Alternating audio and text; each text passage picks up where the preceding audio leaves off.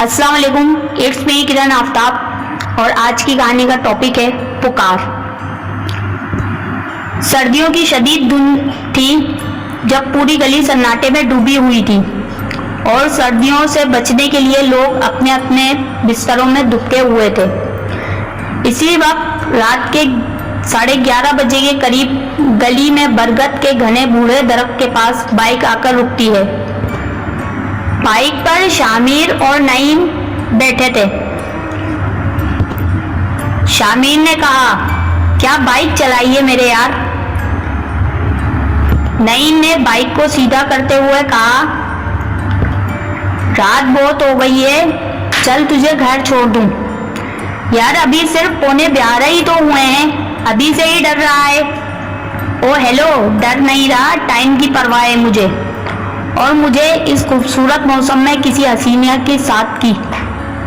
شامیر نے اس کو آنکھ مارتے ہوئے کہا، وہ لڑکیوں کے معاملے میں تھوڑا ٹھرکی واقع ہوا تھا۔ اچھا بس کیا، دیکھنا ایک دن تیرے بھائی کی زندگی میں کوئی لڑکی ضرور آئے گی۔ لڑکی چھوڑ، ابھی جتنا سناٹا ہو رہا ہے نا، تیری جیسے جن کے لیے کوئی چڑیل ہی نہ آ جائے کہیں۔ نعیم نے مذاق اڑایا۔ اچھا تو پھر چڑیل ہی صحیح۔ شامیر نے برگد کے پیڑ کی طرف ہاتھ پھیلاتے ہوئے زور سے بولا، اے میرے سپنوں کی رانی، اگرچہ تم چڑیل ہی صحیح یا روح، میری زندگی میں آ جاؤ، میں تم سے ملنے کے لیے بے قرار ہوں۔ وہ منہ اونچا کر کے برگد کی شاخوں کو دیکھ کر بولا، اور بائک پر بیٹھا نعیم اس کی اس حرکت پر ہنس ہنس کے لوٹ پوٹ ہو گیا۔ یہ ایک رہائشی علاقہ تھا جہاں آمنے سامنے 2، 3 اور 5 منزلہ عمارتیں بنی ہوئی تھی۔ ہر پورشن میں فلیٹ بنے ہوئے تھے اور فلیٹ کے آگے والے کمرے کے ساتھ بیلکونی لگی ہوئی تھی۔ ان تینوں عمارتوں کی بیلکونی ایک میدان میں کھلتی تھی جہاں شام کے وقت بچے کرکٹ کھیلتے تھے۔ دن میں وہاں ہر وقت چہل پہل رہتی تھی، مگر رات میں جب سب اپنے اپنے فلیٹس میں ہوتے تو وہاں سناٹا ہو جاتا، اور دن میں ٹھنڈی میٹھی چھاؤں دینے والا برگد کا درخت اچانک پرسرار اور قدرے خوفناک ہو جاتا۔ ان میں سے ہی ایک فلیٹ میں 3رے فلور پر شامیر اپنی ماں نسیم اور 2 بڑی بہنوں لبنہ اور طوبہ کے ساتھ رہتا تھا۔ اس کا ایک چھوٹا بھائی نمیر جو کہ زیر تعلیم تھا۔ والد صاحب سعودیہ کی کمپنی میں اچھی پوسٹ پر تھے جن سے ان کا گزارا بآسانی ہو رہا تھا، اس لیے شامیر گریجویشن ہونے کے بعد بھی فکر نہ فاقہ والی زندگی گزار رہا تھا۔ آج بہت دن بعد دھوپ نکلی تھی۔ وہ بیلکونی میں کرسی بچھائے بیٹھ گیا۔ آنکھیں موندے وہ نرم گرم دھوپ سیک رہا تھا کہ ایک کاغذ میں لپٹی گیند اس کو آ کر لگی۔ اس نے جھٹ آنکھیں کھول دی اور حیرانی سے کاغذ میں لپٹی گیند کو اٹھا کر دیکھنے لگا۔ اس نے جب گیند پھینکنے کی جانب دیکھا تو دائیں فلیٹ کی بیلکونی میں کھڑا ٹیپو مسکرا رہا تھا۔ ٹیپو اپنی ماں کے ساتھ سامنے والی بلڈنگ میں گراؤنڈ فلور پر رہتا تھا۔ 12 سالہ ٹیپو شرارتی مگر بے ضرر سا بچہ تھا، اس لیے کسی فلیٹ میں بھی کوئی بھی اس کو آنے سے منع نہیں کرتا۔ ٹیپو ہی کیا، تینوں عمارتوں کے چھوٹے بچے کہیں بھی آ جا کر کھیل لیتے تھے۔ ٹیپو نے دانت نکالتے ہوئے کہا، میری گیند۔ شامیر نے اسے کاغذ دکھایا اور کہا، یہ کیا ہے؟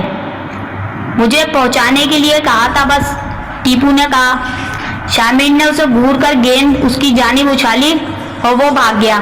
شامیر نے دھڑکتے دل کے ساتھ رکا کھولا اور اس کی زندگی کا یہ پہلا تجربہ تھا۔ رکے میں لکھا تھا، میں کون ہوں یہ آپ مجھ سے مل کر جان لیں گے۔ شامیر، بس اتنا کہنا چاہتی ہوں کہ میں اب اپنی محبت چھپا کر نہیں رکھ سکتی، اس لیے آپ سے اظہار کر رہی ہوں، میں آپ سے بہت پیار کرتی ہوں، اب سے نہیں، کافی سالوں سے، اور باقی کچھ آپ بھی کہہ دیجئے گا نا۔ اور نیچے خالی جگہ چھوڑ دی تھی۔ وہ مسکرا کر رہ گیا اور ایک سرشاری سے انداز میں آنکھیں موندے بیٹھ گیا اور سوچنے لگا کہ چلو کوئی ایسا ہے جو اس کو بھی چاہتا ہے۔ کہ اچانک ایک کھنکتی ہوئی آواز میں کسی نے اس کا نام پکارا۔ شامر نے چونک کر دائیں بائیں دیکھا، کوئی بھی نہیں تھا۔ اس نے اپنا وہم جان کر واپسی اپنی توجہ اس خط کی طرف کی اور اندر کمرے میں آ کر اس خط کا جواب لکھنے لگا۔ اس نے لکھا، میں کیا کہوں، میں تو فی الحال آپ سے ناواقف ہی ہوں۔ آپ کے سوالوں کا جواب دینے کے لیے ضروری ہے کہ ہم مل لیں، یعنی آپ کو جاننے کے لیے مجھے آپ سے ملنا پڑے گا۔ کیا ایسا ممکن ہے؟ آپ رات میں نیچے درخت کے پاس مل سکتی ہیں، آپ سے انجان۔ آخری سطح اس نے مذاق میں لکھی تھی۔ وہ جانتا تھا کہ لڑکی ذات اتنی جلدی ملنے کو راضی نہیں ہوگی اور نہ ہی رات میں ملنے آ سکتی ہے۔ وہ مسکرا کر خط کو جینس کی جیب میں ڈالتا باہر آ گیا۔ ٹیپو کہیں نظر نہیں آ رہا تھا، اس لیے وہ پہلے نعیم سے ملنے چلا گیا۔ نعیم کے گھر سے جب واپس آ رہا تھا تو ٹیپو باہر میدان میں کھیلتا دکھائی دیا۔ اس نے ٹیپو کو آواز دی، وہ دوڑتا ہوا اس کے پاس آیا۔ جی؟ تو اس نے وہ رکا اس کو دیا، بولا یہ میرا مطلب اس کو دے دینا جس کے کہنے پر گیند ماری تھی۔ اور رکے کے ساتھ میں نے 100 روپے بھی اس کو دیے۔ وہ 100 روپے دیکھ کر اچھلتا ہوا بھاگا اور سرشاری سے اپنے فلیٹ کی طرف چل پڑا۔ اب میں خط کے جواب کا منتظر تھا۔ 3 دن ہو گئے، نہ اسے ٹیپو نظر آیا اور نہ ہی اس کے خط کا جواب۔ وہ مایوس ہو کر بیٹھ گیا اور دل محسوس کر رہ گیا اور اپنی پرانی ڈگر پر آ گیا۔ رات میں فلم دیکھ کر آتے ہوئے تقریباً 12 بج گئے تھے۔ اسے دھند میں برگد کے پاس ایک ہیولا دکھائی دیا۔ وہ حیرت سے اس طرف آیا۔ ایک لڑکی اس کو گھور رہی تھی وہاں پر کھڑی ہوئی اور پھر قدم قدم چلتی اس کی طرف بڑھی۔ وہ اسے بڑے حیرت سے دیکھ رہا تھا۔ اس نے کہا، 3 دن سے تمہارا یہاں انتظار کر رہی ہوں اور تمہیں پرواہ ہے؟ اس کے روب اور حسن کے آگے شامر کی زبان کو بریک لگ گئے تھے۔ اس نے آج تک اس لڑکی کو نہیں دیکھا تھا۔ مجھے لگا کہ آپ آؤ گی نہیں۔ آ تو گئی ہوں، بلکہ 3 دن سے آ رہی ہوں۔ ٹیپو نے مجھے بتایا ہی نہیں۔ وہ ہکا بکا تھا کہ وہ لڑکی کیا تھی، اتنی رات کو اس سے ملنے چلی آئی اور وہ بھی اکیلی، اور اس کے چہرے سے کوئی ڈر بھی نہیں جھلک رہا تھا۔ ٹیپو کو تو کام ہو گیا۔ وہ پرسرار انداز میں مسکرائی۔ مطلب اس کو میں نے ہی منع کیا تھا کہ بتائے نہیں۔ میں بھی دیکھنا چاہتی ہوں کہ تم آؤ گے یا نہیں، مگر تم تو خود اپنی بات پر قائم نہیں رہے۔ بس اب تم تو شروع ہی ہو گئی۔ اچھا بتاؤ کیسی ہو؟ وہ اس کو یوں بے تکلفانہ بات کرتے دیکھ کر تھوڑا بھی خود بھی آرام دہ محسوس کر رہا تھا، اور یوں ہی باتیں کرتے کرتے وہ کافی جان چکے تھے ایک دوسرے کے بارے میں۔ پھر 20 منٹ بعد وہ چلی گئی۔ شامر چمکتے چہرے کے ساتھ گھر آ گیا۔ صبح صبح اس کی آنکھ کھل گئی۔ وہ رات کے خمار میں ڈوبا بالکنی میں آیا۔ فجر ہونے والی تھی۔ اس کی نظر سامنے بلڈنگ کے گراؤنڈ فلور پر گئی تو وہاں ٹیپو کو کھڑے دیکھ کر وہ حیران ہوا۔ اتنی صبح ٹیپو وہاں کیا کر رہا ہے؟ شامر حیران تھا۔ اتنی دور سے اس کو آواز دینا بیکار تھا کیونکہ وہاں آواز نہیں جا سکتی تھی۔ بس ٹیپو کو دیکھ رہا تھا جو کھلکھلا کر بھاگتا برگد کے پیڑ کی گرد چکر کاٹ رہا تھا۔ شامر کی ریڑھ کی ہڈی میں سنسناہٹ سی ہو گئی۔ ٹیپو کا رنگ سفید ہو رہا تھا۔ سردی میں دیکھو کیسے گھوم رہا ہے، صبح پوچھوں گا اس کو، وہ سوچتے ہوئے فجر کی اذان سننے لگا۔ ٹیپو تیز تیز بھاگ کر سامنے والی بلڈنگ میں چلا گیا۔ وہ بھی اندر آ کر بیڈ پر ڈھہ گیا اور تھوڑی دیر بعد نیند کی آغوش میں پہنچ گیا تھا۔ وہ ہر روز رات کو اس سے ملتا تھا اور حیران بھی ہوتا تھا کہ کیسے اتنی رات کو وہ ملنے چلی آتی ہے، اور کئی بار اس نے پوچھا بھی تو اس نے بتایا کہ وہ 3ری بلڈنگ میں 6ٹھے فلور پر اپنے باپ کے ساتھ رہتی ہے۔ اس کا باپ سو جاتا ہے تو وہ ملنے چلی آتی ہے۔ اس طرح وہ ایک دوسرے کو جانتے جا رہے تھے۔ شامر سنجیدگی سے اپنے بارے میں سوچ رہا تھا اور چاہ رہا تھا کہ کوئی نوکری تلاش کرے، پھر وہ نسیم کو اس کے رشتے کے لیے بھیجے گا۔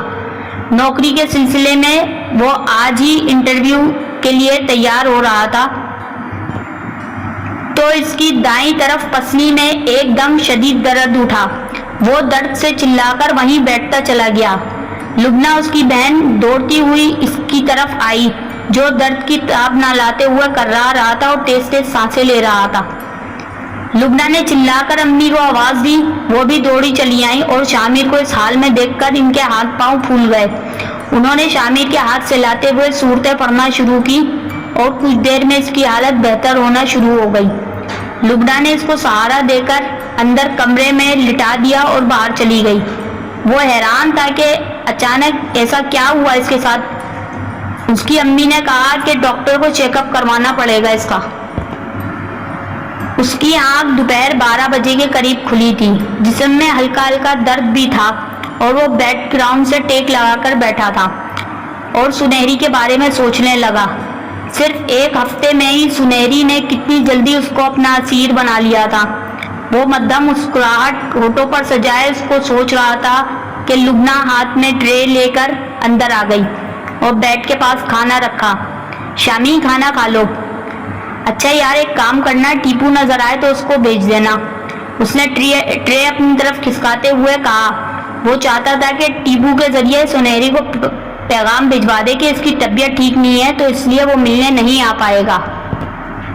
उसकी बहन चौंकी। शामी, आपको पता नहीं?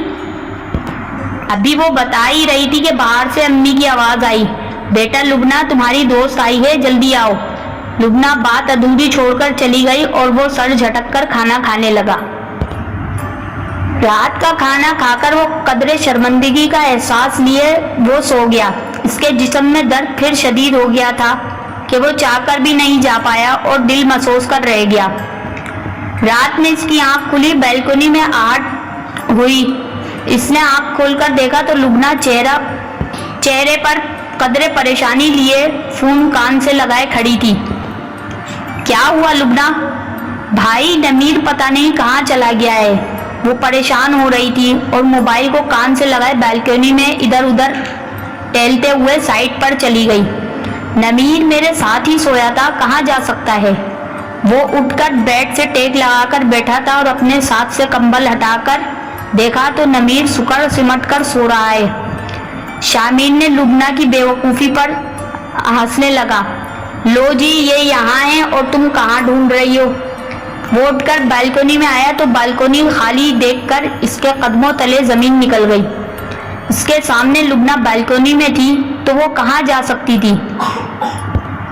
वो परेशान सा कमरे में आया तो बेड खाली देखकर इसके तोते उड़ गए। उसको शदीद सर्दी में पसीना आने लगा। बेड खाली था, नमीर वहां नहीं था। बालकनी में से नमीर के हंसने की आवाज आई। वो बुरी तरह खौफजदा हो गया और बालकनी की तरफ बढ़ा तो इसका हाथ पीछे से किसी ने पकड़ लिया। भाई कहाँ जा रहे हो? मैं तो यहाँ हूँ। शामिर ने डरते डरते पीछे देखा तो एकदम अपना हाथ छुड़ाया और पीछे दीवार से लग गया। नमीर की सफ़ेद पुतलियाँ देखकर इसके औसान खता हो गए और एकदम इसकी पसलियों में शदीद दर्द उठा और वो दर्द की ताब ना लाते हुए बेहोश हो गया।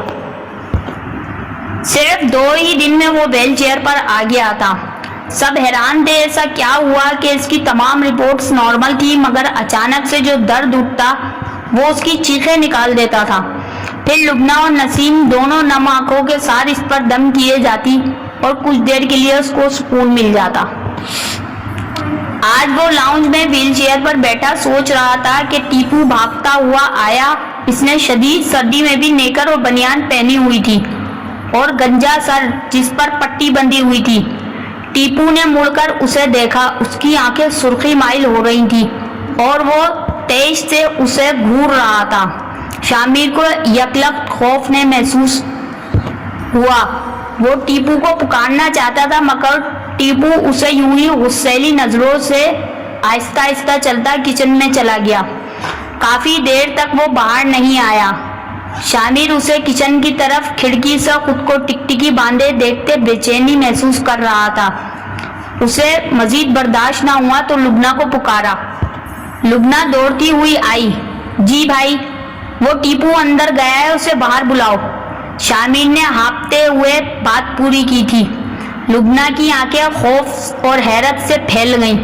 ایسا کیسے ہو سکتا ہے شامی؟ آپ کو نہیں معلوم کہ ٹیپو تو پچھلے 2 ہفتوں سے کوما میں ہے؟